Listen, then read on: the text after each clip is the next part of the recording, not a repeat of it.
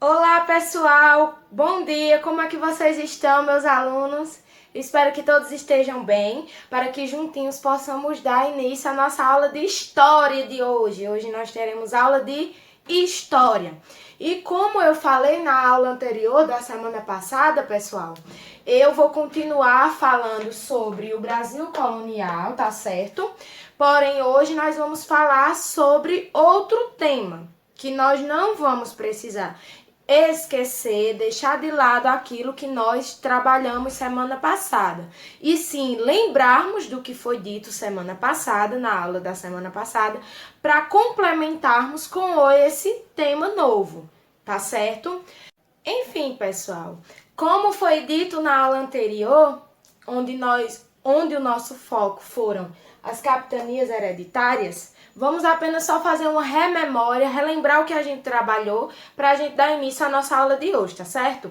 As capitanias hereditárias foi o sistema de divisão territorial que o rei de Portugal, por estar tendo bastante dificuldade de organizar, bastante dificuldade de administrar as terras brasileiras, ele resolveu fazer essa divisão territorial e entregar cada parte deste território brasileiro aos donatários, onde os donatários eram incumbidos, sua função era de administrar, de colonizar, eles podiam escravizar os indígenas, eles podiam vender os indígenas, eles só não podiam vender a terra. A terra era passada hereditariamente de pai para filho, de filho para neto e assim sucessivamente, tá certo? Como eu falei na aula anterior, já no finalzinho, as capitanias hereditárias foi um sistema de divisão territorial que não deu muito certo. Vocês lembram que eu falei que as únicas duas capitanias que deram mais ou menos certo, que os donatários conseguiram colonizar, que os donatários conseguiram levar aquele pedacinho de terra que foi confiado a eles à frente, foi a capitania de São Vicente e a capitania de Pernambuco. Fora essas duas capitanias, as outras não deram muito certo não, tá certo? O rei de Portugal teve grande decepção porque não deu muito certo não esse sistema de capitania hereditária. Por falta de recurso, como eu falei na aula anterior, por falta também de conversa, de diálogo com a corte portuguesa, enfim, por vários motivos esse sistema de capitania não deu certo. Com essa nova situação, dessas capitanias não terem dado certo, tá certo, pessoal? O governo, o rei de Portugal, resolveu tomar outras decisões. E é nesse momento que eu vou pedir para vocês darem uma pausa no vídeo, tá bom? Abrirem o livro na página 361, fazerem a releitura do texto, a leitura do texto base. Fez a leitura, a primeira leitura do texto base, vocês voltam para o vídeo, porque tia vai agora começar a explicar o governo geral. Então, com o fracasso do projeto das capitanias hereditárias, como diz aí no texto da página 361, o governo português ele teve que ter outras ideias. O rei pensou, meu Deus, nada que eu faço dá certo. Eu não estou conseguindo colonizar, eu não estou conseguindo levar aquelas terras brasileiras à frente. Então eu tenho que criar novos mecanismos para que isso possa acontecer, para que isso possa dar certo. Então, foi dessa maneira que surgiu o projeto, o governo geral. Foi assim que surgiu o governo geral que nós vamos estudar hoje. E qual era o intuito do governo geral? Era de coordenar a colonização brasileira, fortalecer o território contra os ataques indígenas, porque como eu já falei para vocês, lembro que lá no início do ano, na sala de aula, quando a gente teve aquelas aulas de sondagem, e eu também já falei aqui nas videoaulas, os indígenas, eles não se conformavam por estarem na terra deles, porque eles são os nativos do Brasil, né?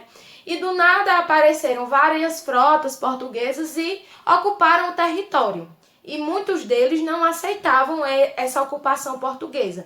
E muitos reagiram, muitos revidaram. Enfim, Então, o governo geral ele também tinha esse intuito de fortalecer o território contra os ataques indígenas, tá certo? Fiscalizar também o que acontecia nas capitanias, porque, como eu já falei, o intuito de início não foi de acabar com esse sistema de capitania hereditária. O governo geral veio para ajudar, fortalecer e não para acabar, tá certo?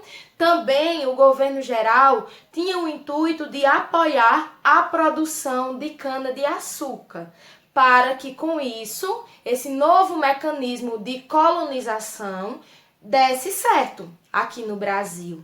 Então, o que foi que eles fizeram? Eles aproveitaram esta oportunidade desse sistema de capitanias hereditárias sozinho não ter dado certo, ter fracassado na maioria delas, e surgiu esse novo mecanismo, que foi o governo geral. Então, o que foi que o rei fez aqui nesse novo governo geral? O que é de diferente que tem aqui e não tem aqui, ou que não tem aqui e que tem aqui? O rei, ele passou, pessoal, a distribuir agora entre os funcionários reais as obrigações que anteriormente pertenciam aos donatários. E eu vou falar aqui dos 3 primeiros governadores gerais que governaram o Brasil neste novo mecanismo, tá certo? Para facilitar mais a nossa vida, eu trouxe para vocês 3 slides que explicam um pouquinho do que aconteceu nos 3 governos desses 3 governadores gerais. Mas vocês também têm um texto de auxílio no livro que fala sobre eles, tá certo? O primeiro governador-geral foi Tomé de Souza, e além de todas essas informações que eu coloquei aí no slide, ele teve grande importância porque ele foi um grande incentivador da pecuária e do desenvolvimento da lavoura de cana-de-açúcar aqui no nosso território. Então, ele foi o primeiro governador-geral. Depois dele, Duarte da Costa governou, tá certo? Foi uma administração bem caótica, mas ele conseguiu governar de 1553 até 1558. Enfrentou os franceses e também fundou a colônia da França Antártica, tá certo, pessoal? E por fim, Mendes Sá, que foi o último governador geral, ele, além de todas essas informações que estão aí no slide, ele foi muito importante por intensificar o tráfico de escravos africanos para o Brasil. Ok, pessoal? Então, pessoal, como vocês viram aí, nesses 3 slides que Tia acabou de passar para vocês, esses 3 governadores gerais, eles ajudaram muito a questão da colonização das nossas terras brasileiras. Porém, depois, como diz aí no texto também de apoio de vocês, no livro, já no finalzinho, depois dessa tabela desses 3 governadores gerais, após a morte do último governador geral desses 3, algumas coisas aconteceram, tá certo? Após a morte de Mendes Sá, o rei de Portugal, ele resolveu dividir o Brasil em 2 partes. Ele resolveu esquecer algumas medidas que ele tinha tomado sobre o governo geral e resolveu dividir o Brasil em 2 partes, tá certo? Dividiu, de fato, o Brasil em 2 partes. Por quê? Qual era o intuito dessa divisão? A fim de melhorar a administração, aumentar a arrecadação de impostos e fortalecer a ocupação do Rio de Janeiro e de São Vicente, constantemente ameaçados pelos franceses. Porque, como nós vimos lá no Tratado de Tordesilhas, tá certo? A coroa francesa também tinha interesse nas nossas terras. Então, o rei de Portugal fazia de tudo para proteger esse espaço contra ataques, ameaças dos franceses, que existiam constantemente. Então, com esse intuito também, ele resolveu dividir o Brasil em 2 partes. Por isso que, em 1572, foram criados 2 governos apenas. O governo do Norte, que tinha sua sede estabelecida em Salvador, e o governo do Sul, que tinha sua sede estabelecida no Rio de Janeiro, tá certo? Porém, 6 anos mais tarde dessa divisão, aconteceu que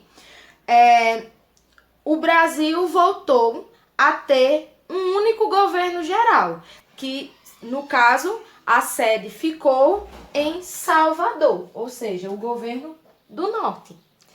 Entenderam? São coisas simples, que são apenas a ordem cronológica da história, mas que nós precisamos entender direitinho para que lá na frente nós possamos não nos embaralhar, não ficar confuso, enfim, entender a história do nosso Brasil direitinho, como foi que nós chegamos até os dias atuais, até os dias de hoje. Tá certo, pessoal? Então, nossa aula de história hoje foi sobre esse governo geral, tá certo? Espero que vocês tenham entendido direitinho como foi que isso ocorreu, como foi que esse governo geral aconteceu, tá bom? Então, depois dessa aula, vamos para a nossa atividade, que fala sobre as capitanias hereditárias e também sobre o governo geral. É um exercício de fixação desses dois temas, tá certo? Que está na página 362, apenas na página 362, tá certo? Onde é uma atividade e um diagrama que vocês vão responder, tá certo? A atividade é uma atividade simples, são apenas 2 questões, onde a primeira questão, vocês vão completar as lacunas em branco com informações do texto, tá certo? Da página 361. E a questão 2, vocês vão escrever V nas alternativas que vocês acham que são verdadeiras, nos acontecimentos que vocês acham que são verdadeiros, através da aula e do livro, tá certo, pessoal? Não é chutando, não. É através de todas as informações que foram entregues para vocês através da aula e do texto da base que está na página 361. E vocês vão colocar F no acontecimento que vocês acham, que vocês viram que é falso, tá bom? E esse diagrama é bem divertido, é bem legal, porque através das informações solicitadas, esse retângulo, vocês vão, através dessas informações solicitadas, vocês vão fazer uma rememória do que foi dito na aula e que tem no texto base e vão responder o diagrama. Não é simples? É um diagrama do tema que nós estamos estudando, tá bom? Nada de difícil, eu tenho certeza que vocês vão tirar de letra. Então, pessoal, nossa aula de história hoje foi essa. Espero que vocês tenham gostado.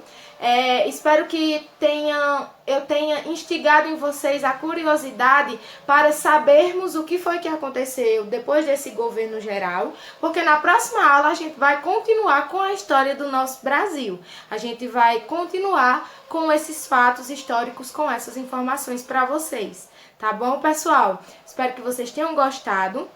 Deixo já aqui o meu grande beijo. Quero dizer que estou com muita saudade de vocês e que fiquem com Deus e até mais. Tchau, até a próxima aula.